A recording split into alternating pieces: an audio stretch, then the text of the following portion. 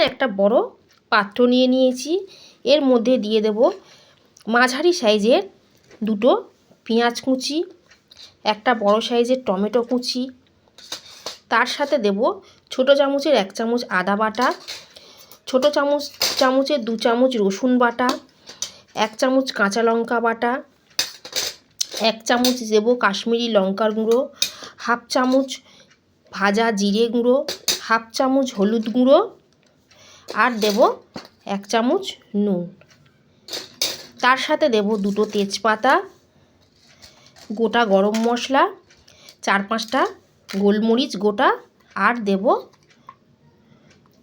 2 চামচ টক দই দিয়ে আমি এই মশলাটাকে আগে ভালো করে মাখবো। এমনভাবে মাখবো যাতে এটা মাখতে মাখতেই পেঁয়াজটা নরম হয়ে যায়। মাখতে পেঁয়াজ একদম নরম হয়ে গেছে।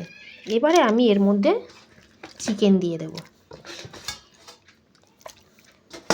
চিকেন দিয়ে আবারও এটাকে ভালো করে মাখবো। একদম তেল ছাড়া চিকেন রান্না করব।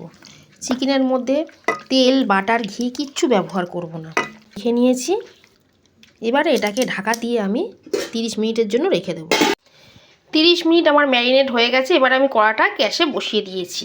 গ্যাসের ফ্লেম জোরে করে দিয়েছি। এবারে আমি এটাকে আগে ভালো করে ভাজবো।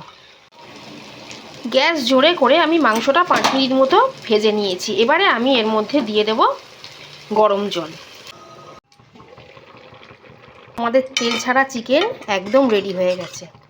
আমি ওপর থেকে দিয়ে দেব বেটে রাখা গরম মশলা, আর দেব ধনেপাতা কুচি।